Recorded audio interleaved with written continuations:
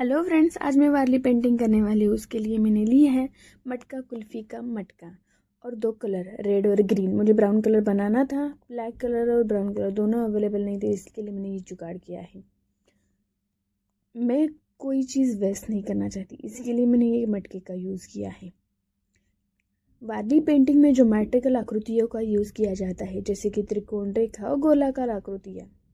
यह चित्रकला प्रकृति, जीवन और संस्कृति के विभिन्न पहलुओं को दर्शाती है। यह चित्रकला प्राचीन काल में महिलाओं द्वारा ज़्यादा बनाई जाती थी। यह उनके दैनिक जीवन का एक हिस्सा थी, तो इसीलिए मैं इस चित्रकला का यूज़ करके मेरे बचपन की एक कहानी बयां करने वाली हूँ। तो देखिए, मेरे कलर ने इस मटके की काया पलट तो कर ली है।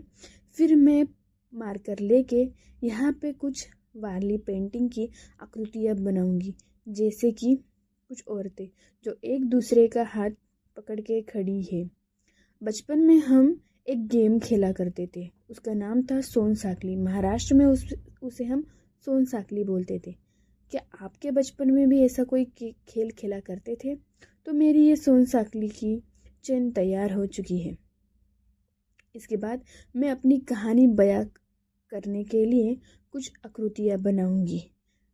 जब तक मेरी ये आकृतियाँ बन के तैयार होती है, मैं आपको कुछ किस्सा बताती हूँ। मैं बचपन में नाना नानी के घर जाती थी ज़्यादातर, क्योंकि छुट्टियों में वहाँ जाना मुझे बहुत पसंद था। मैंने ये घड़े का ऊपर वाला हिस्सा भी सजाना शुरू कर लिया है। तो ये है फाइनल लुक। अब शुरू करती हूँ मेरी कहानी। नाना नानी के घर कुएं से पानी भरा करते थे।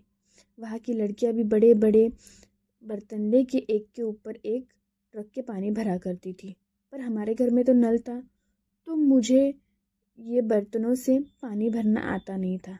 मामा मुझे चिढ़ाते थे कि तुझे तो आता नहीं। फिर मैंने भी ठान ली एक दिन कि मैं भी यही करूँगी। एक के ऊपर एक बर्तन तो रख लिए, थोड़े छोटे थे पर मैंने ये कर लिया।